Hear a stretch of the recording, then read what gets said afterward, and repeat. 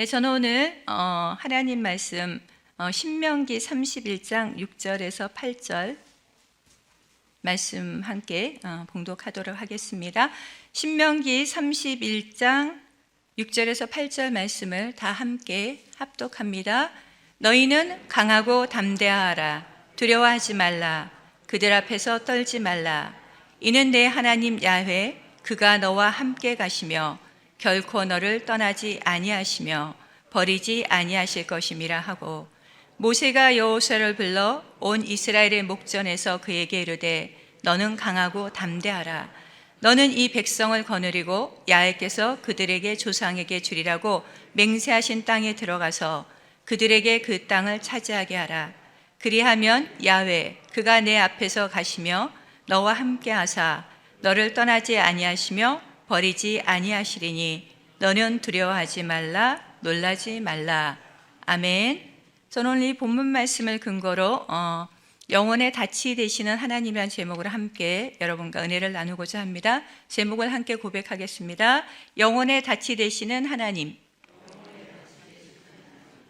사랑하는 성도 여러분, 날씨가 많이 따뜻해진 것 같아요. 그죠? 네, 봄이 곧 올 것 같아요. 제가 오늘 핑크 옷을 입고 왔어요. 봄이 온다고.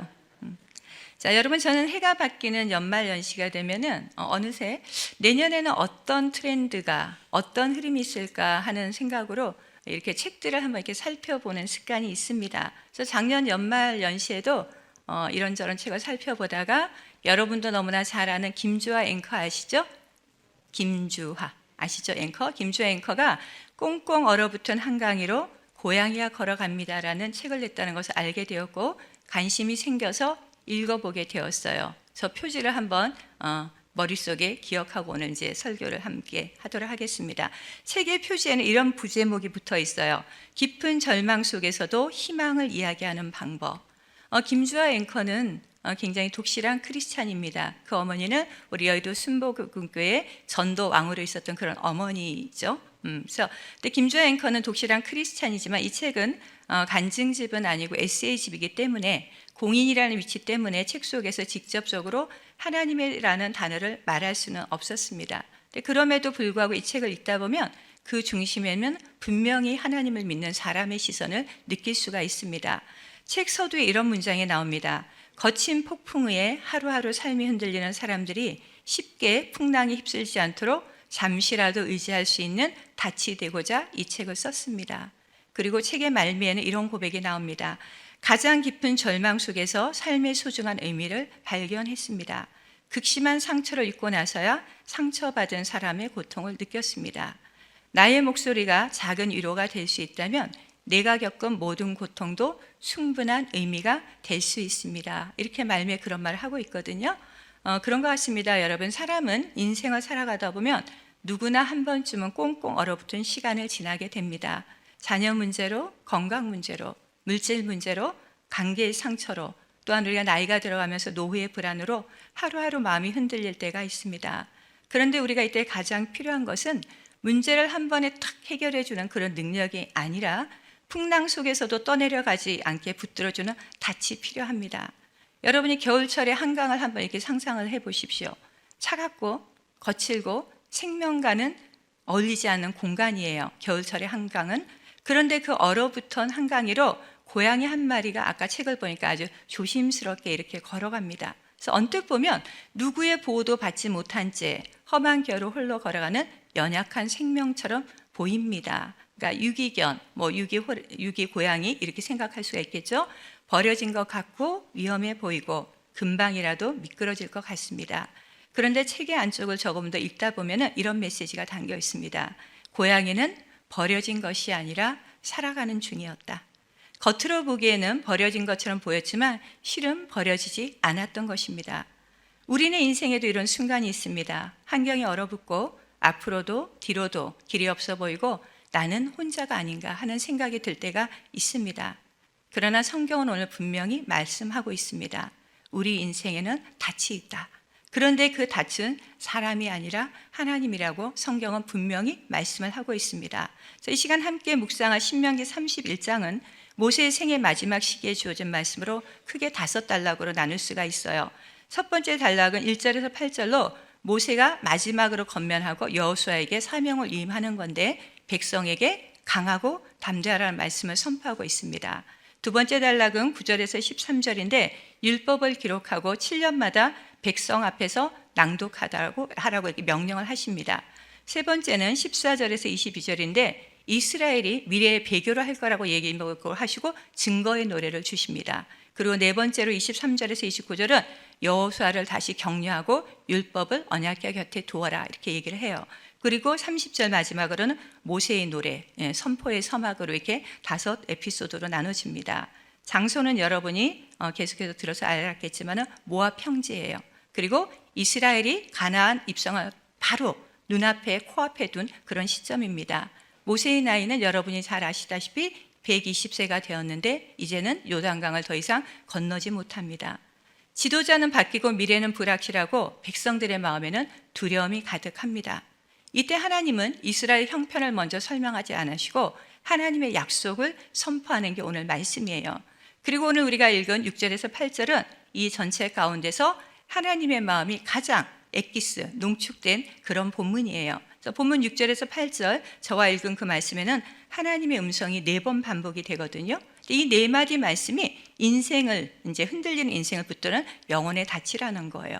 영혼의 닻이 되시는 하나님의 첫 번째 음성이 뭐냐면은 강하고 담대하라는 거예요. 함께 고백하겠습니다. 강하고 담대하라. 6절 전반부 함께 읽겠습니다. 너희는 강하고 담대하라. 여러분, 하나님께서 이스라엘에게 가장 먼저 하신 말씀은 환경을 설명한 것도 아니고 전략을 제시한 것도 아니에요. 하나님은 가나안 땅이 어떤 땅인지, 전쟁이 얼마나 치열할지, 백성들이 얼마나 두려워할지를 이미 다 알고 계셨어요. 그러나 그럼에도 불구하고 하나님이 가장 먼저 주신 말씀은 무엇이라고요? 강하고 담대하라. 뭐라고요? 강하고 담대하라. 이 말은 여러분 감정을 단순히 통제하라는 그런 말이 아니에요. 믿음의 선택을 하라는 명령이에요. 강하고 담대해도 된다가 아니라 담대하라 명령을 하셨어요. 강하다란 말은 붙들어 세운다, 단단히 붙잡다라는 뜻이고 담대하다라는 말은 마음으로 결단하다 이런 뜻이에요. 그러니까 하나님이 우리에게 이렇게 말씀하시는 거예요. 상황을 바꾸려고 애쓰지 말고 말씀을 붙드는 결단을 하라. 아멘. 이 말씀은 신명기 31장만 나오는 말씀이 아니에요. 하나님은 성경을 읽어보면 이 같은 상황, 같은 원리 속에서도 반복해서 계속해서 동일한 말씀을 주셨어요. 여호수아가 모세의 뒤를 이어서 지도자로 세워질 때도 다시 이렇게 말씀하십니다. 여호수아 1장 5절 6절을 함께 읽도록 하겠습니다. 내 평생에 너를 능히 대적할 자가 없으리니 내가 모세와 함께 있었던 같이 너와 함께 있을 것임이니라. 내가 너를 떠나지 아니하며 버리지 아니하리니 강하고 담대하라. 너는 내가 그들의 조상에게 맹세하여 그들에게 주리라 한 땅을 이 백성에게 차지하게 하리라. 지도자는 바뀌었지만 여호수아로 바뀌었지만 하나님의 말씀은 바뀌지 않았습니다. 또한 다윗도 솔로몬에게 왕권을 넘겨주면서 이렇게 건면하고 있어요. 역대상 28장 20절을 함께 읽겠습니다. 또 그의 아들 솔로몬에게 이르되 너는 강하고 담대하게 이 일을 행하라. 두려워하지 말며 놀라지 말라.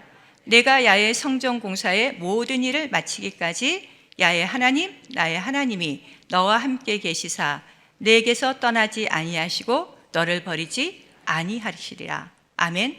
강하고 담대하란 말씀은 특별한 사람에게 주어진 말씀이 아니라 사명을 앞둔 저와 여러분 모든 하나님의 사람들에게 반복해서 주시는 하나님의 음성입니다. 그래서 담대함은 사람의 용기에서 여러분 나오는 게 아니에요. 야훼 하나님을 바라보는 데서 나옵니다.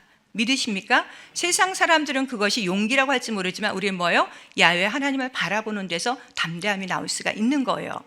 여러분, 영혼의 닻은 바람이 멈춘 다음에 필요한 것이 아니에요.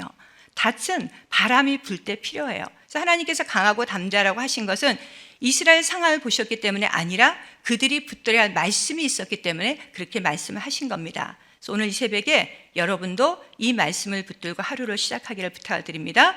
환경은 나를 흔들어도 뭐예요? 말씀은 나를 붙든다. 환경은 나를 흔들어도 말씀은 나를 붙든다는 그런 말씀으로 시작하기를 주의 이름으로 권면합니다. 자, 두 번째로 영혼의 닻이 되시는 하나님의 두 번째 음성은 뭐냐면 두려워하지 말라고 얘기하셔요. 함께 고백합니다. 두려워하지 말라. 자, 31장 6절 전반부를 함께 읽도록 하겠습니다. 두려워하지 말라. 그들 앞에서 떨지 말라. 하나님이 강하고 담대하라는 명령대 그 뒤에서 두려워하지 말라고 이야기를 하고 있어요. 강하고 담대하라. 두려워하지 말라. 이것은 마음을 다잡으라는 그런 말씀의 뜻은 아니에요. 성령으로 충만하면 여러분 뭐예요? 담대함은 따라오게 되어 있습니다. 순복음의 신앙은 여러분 의지로 버티는 신앙이 아니라 성령의 능력으로 살아내는 신앙임을 믿으시기를 주의 이름으로 축복합니다. 두려워하다, 이 히브리어는 야으레 이렇게 이야기를 하는데요. 두렵다, 단순히 놀라는 감정이 아니에요. 마음이 위축이 되어서 하나님보다 문제를 더 크게 보는 상태를 갖다가 두려움이라고 이렇게 이야기를 하고 있습니다. 그러니까 즉 두려움은 문제가 커서 생기는 감정이 아니라 하나님이 작아질 때 생기는 그런 영적인 현상이에요. 그래서 하나님은 두려움 자체를 문제 삼으시는 것이 아니라 두려움에 지배당하지 말라고 저와 여러분에게 명령을 하고 계신 거예요. 이 원리는 출애굽 이후의 광야 역사 속에서도 분명히 드러납니다. 신명기 1장 30절 다 함께 읽도록 하겠습니다. 너희보다 먼저 가시는 너희 하나님 야훼께서 애굽에서 너희를 위하여 너희의 목전에서 모든 일을 행하신 것 같이 이제도 너희를 위하여 싸우실 것이며, 이 말씀은 너희는 싸우지 않아도 된다 이 말이 아니에요. 싸움의 주도권은 누구에게 있다? 하나님께 있다, 이런 말이에요. 두려움은 여러분 미래를 내가 책임지려고 할 때 생겨요. 그런데 평안은 어떻게 해요? 하나님께 내어 맡길 때 저와 여러분에게 평안이 생기는 겁니다. 사도 바울은 디모데후서 1장 7절에서 두려움의 정체를 이렇게 분명하게 이렇게 말씀을 해주셨어요. 디모데후서 1장 7절 읽겠습니다. 하나님이 우리에게 주신 것은 두려운 마음이 아니요 오직 능력과 사랑과 절제하는 마음이다. 이 말씀은 정체성의 선언이에요. 너는 어떤 사람이냐, 나는 어떤 사람이냐를 규정하는 정체성의 말씀이에요. 바울 역시도 두려움을 잘 이겨내라 이렇게 말하지 않았어요. 대신 이렇게 얘기를 하는 거예요. 하나님은 애초에 두려워하는 마음을 우리에게 주신 적이 없다는 거예요. 아멘? 하나님은 애초에 저와 여러분에게 두려워하는 마음을 주신 적이 없어요. 그러니까 두려움은 저와 여러분 안에서 태어난 감정이 아니에요. 하나님께서 우리 인간에게 심어주신 마음도 아니에요. 두려움은 여러분 믿음이 약해질 때, 말씀보다 상황을 바라볼 때 그 틈을 통해서 외부에서 들려오는 그런 소리예요. 앞으로 더 어려워질 거야. 혹시 잘못되면 어쩌지? 이제 나도 나이가 많이 들었는데, 이런 말들이 어느 순간 마음속에서 점점 커질 때가 있습니다. 여러분 이 말씀은요, 여러분 나의 정체성을 말해주는 소리가 아니에요. 그 소리는 내가 누군가를 말하는 게 아니라 내가 무엇을 바라보고 있는지를 드러내는 그런 소리예요. 그래서 바울은 두려움 대신에 하나님이 주신 마음을 이렇게 말했잖아요. 능력의 마음, 사랑의 마음, 절제하는 마음이라고 표현했습니다. 이 마음은 상황에 휘둘리지 않고 나 자신에게 갇히지 않고 말씀 아래서 마음을 다스리라는 그런 말입니다, 여러분. 그래서 반대로 두려움은요, 나를 중심에 놓게 하고 문제보다 뭐예요? 하나님을 크게 보게 하고 미래를 내가 책임지려 하게 만듭니다. 그래서 두려움은요, 말씀 앞에서 분별하고 예수의 이름으로 쫓아내야 할 대상입니다. 믿으십니까? 두려움은 말씀 앞에서 분별하고 예수의 이름으로 쫓아내야 될 대상입니다. 그래서 하나님 우리에게 주신 것은 두려움이 아닙니다. 능력과 사랑과 절제하는 마음입니다. 여러분, 영혼에 닻이 있다는 말은 두려움이 없다는 뜻이 아니에요. 두려움이 몰려올 때 그 두려움에 끌려가지 말고 마음을 어디요? 다시 하나님께 고정할 수 있다, 이런 뜻이에요. 그래서 하나님이 다시 얘기하죠. 두려워하지 말아라. 이것은 하나님이 저와 여러분을 통치하는 음성이에요. 그래서 하나님의 음성을 듣고서 두려워하지 않는 여러분 되기를 주의 이름으로 축복합니다. 자, 영혼의 닻이 되시는 하나님의 세 번째 음성은 뭐냐면 내가 너보다 앞서간다고 얘기를 하십니다. 함께 고백하겠습니다. 내가 너보다 앞서가리라. 신명기 31장 8절 전반부에 이렇게 말을 하고 있습니다. 같이 읽습니다. 그리하면 야훼 그가 내 앞에서 가시며, 하나님은 강하고 담대하라, 두려워하지 말라 하신 후에 그 이유를 분명히 말씀하셔요. 왜? 내가 너보다 앞서가. 그러니까 강하고 담대해, 이렇게 저에게 얘기를 하고 있는데, 이 말씀은 저와 여러분을 단순하게 위로하는 게 아니에요. 하나님의 주권을 선언하는 겁니다. 이 표현은요, 하나님이 한 번만 왔다, 앞서갔다, 갔다, 이런 의미가 아니에요. 지금도 여전히 어떻게 하나님은 계속해서 저와 여러분을 앞서 가시고 있다는 그런 현재 진행형입니다. 그래서 즉 하나님은 미래 어느 시점에서 우리를 기다리고 계신 분이 아니에요. 이미 그 길 위에서 계속적으로 일하고 계신 분이에요. 이것이 보이는 현실보다 보이지 않는 하나님의 역사를 먼저 바라보는 4차원의 영성입니다. 그래서 이 하나님의 인도 방식은 이스라엘 강야 방식에서도 여정에서도 드러났습니다. 출애굽기 13장 21절 함께 봅니다. 야훼께서 그들 앞에서 가시며 낮에는 구름 기둥으로 그들의 길을 인도하시고 밤에는 불 기둥을 그들에게 비추사 낮이나 밤이나 진행하게 하시니. 아멘. 이스라엘 백성은 길을 선택한 적이 없어요. 하나님이 항상 앞서 가셨고 백성은 그 뒤를 따라갔을 뿐입니다. 그래서 하나님의 인도는 지도, 내비게이션이 아니고 임재예요. 방향을 알려주는, 이쪽 저쪽이 아니라 앞에서 이끌어주는 것이 하나님의 임재예요. 그래서 사도 바울도 고린도서 5장 7절에서 이렇게 고백합니다. 이는 우리가 믿음으로 행하고 보는 것으로 행하지 아니합니다.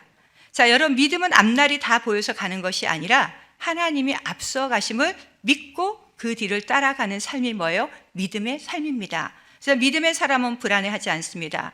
왜냐하면 그 길의 끝은 몰라도 길의 주인을 알고 있기 때문에 우리가 두렵지 않게 갈 수 있는 겁니다. 그래서 인생이 불안한 이유는 길이 없어서가 아니고 여러분이, 제가 성령보다 앞서가려고 하기 때문에 불안이 오는 거예요. 그래서 하나님은 말씀하시는 거예요. 내가 너보다 어떻게 해요? 뒤에서 가겠다, 앞에서 가겠다.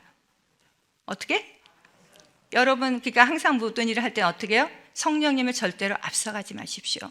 여러분과 저는 성령님 뒤를 따라가면 실패하는 일이 없다는 그런 말이에요. 이 말씀은 미래의 책임을 내려놓고 인생의 주도권을 하나님께 다시 맡기겠다는 그런 고백이에요. 그래서 영혼에 닻이 있다는 말은 하나님이 이미 앞서 계신 그 자리에 내 인생이 고정되어 있다, 이런 뜻입니다. 그래서 우리는 우리 앞날을 알지 못할지라도 하나님이 이미 그 길 앞에 계시기 때문에 갈 수 있습니다. 아멘.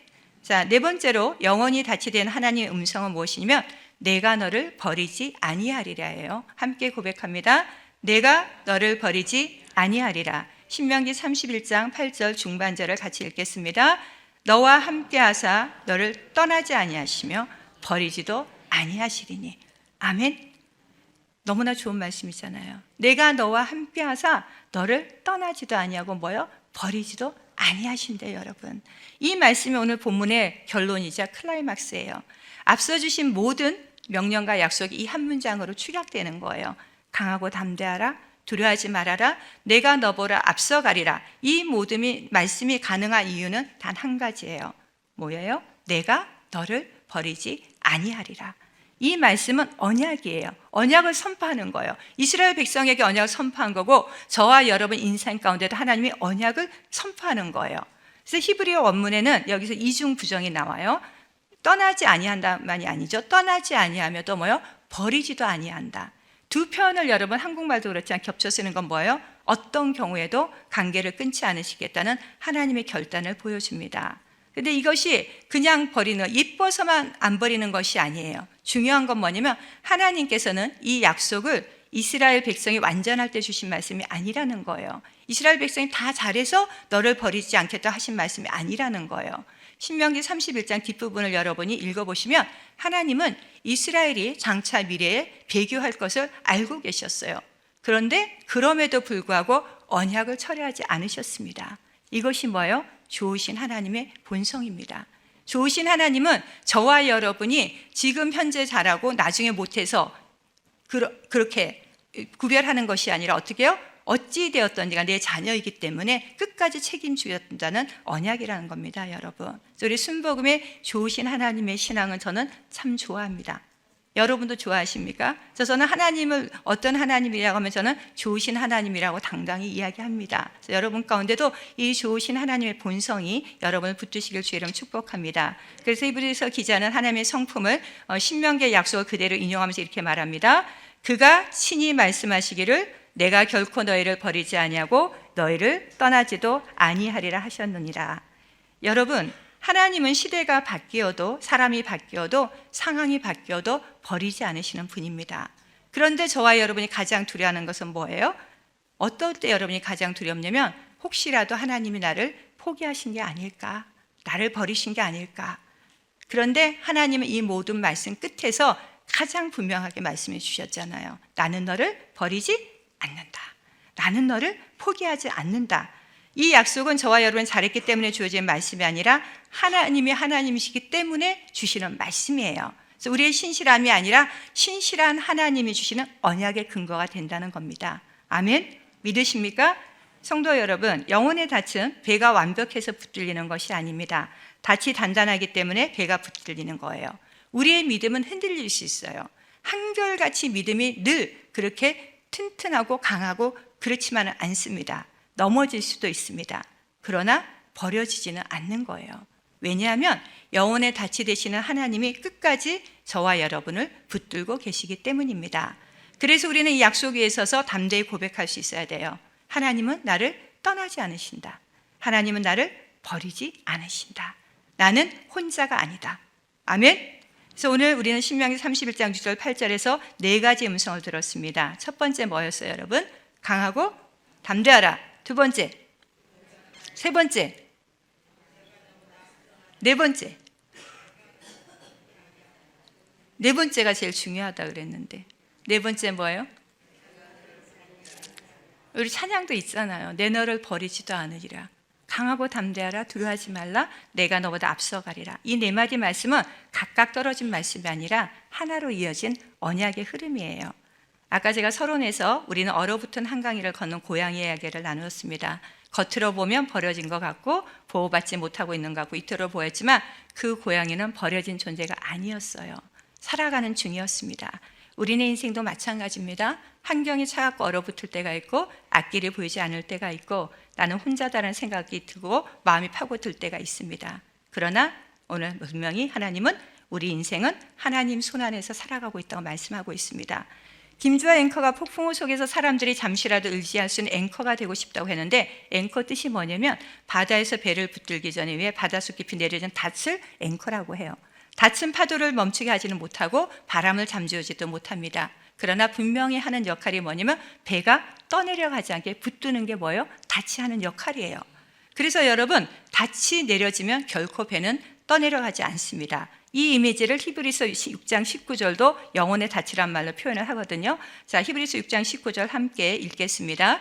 우리가 이 소망을 가지고 있는 것은 영혼의 덫 같아서 튼튼하고 견고하여 희장 안에 들어가니니. 아멘. 이게 우리의 소망이에요, 여러분. 순복음의 신앙은 성령으로 담대해지고 믿음으로 앞을 바라보고 좋으신 하나님을 끝까지 신뢰하는 신앙입니다.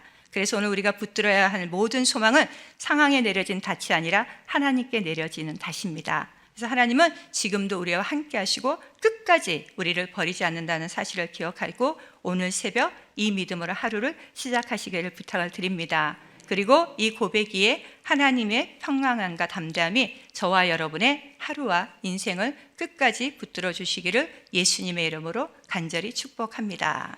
아멘. 좋으신 아버지 하나님, 은혜와 사랑을 너무나 감사합니다. 이 새벽에 하나님 아버지의 말씀을 함께 나누게 하시고 하나님의 음성 듣게 하심을 너무나 감사합니다. 우리는 무엇보다 오늘 이 말씀을 네 가지 음성을 기억하면서 영혼의 닻이 되시는 하나님을 기억하게 도와주옵소서. 강하고 담대한 마음, 두려움이 없는 마음으로 앞서가신 그 하나님을 기억하며 끝까지 우리를 버리지 않는 하나님을 기억하며 승리하는 오늘 하루가 되어지게 도와주옵소서. 하나님 아버지 주신 은혜에 감사하여서 귀한 예물 올려드립니다. 우리 하나님 기뻐 받으시는 향기로운 예물 되어지게 도와주시고 가정 가운데 주님께서 개입하여 주셔서 물질의 어려움이 없도록 인도하여 주옵소서. 사랑하는 귀한 우리 남편들, 우리 본인들, 우리 자녀들 모두가 나눠주고 베푸는 삶을 살아야 되겠습니다. 하나님 함께하여 주셔서 우리 가운데 재물의 넉넉한 은혜도 허락하여 주셔서 하나님의 영광이 드러난 귀한 삶을 살다가 주님 앞에 쓰임받게 도와주시고 오늘도 이렇게 우리가 드리는 귀한 헌물을 통해서 하나님 나라가 확장되어 줄 수 있도록 인도하여 주시옵소서. 예수님의 이름으로 기도합니다. 하늘에 계신 우리 아버지여, 이름이 거룩히 여김을 받으시오며 나라가 임하시오며 뜻이 하늘에서 이루어진 것 같이 땅에서도 이루어지이다. 오늘 우리에게 일용할 양식을 주시옵고 우리가 우리에게 죄 지은 자를 사하여 준 것 같이 우리의 죄를 사하여 주시옵고 우리를 시험을 들지 말게 하시옵고 다만 악에서 구하시옵소서. 나라와 권세와 영광이 아버지께 영원히 있사옵나이다. 아멘.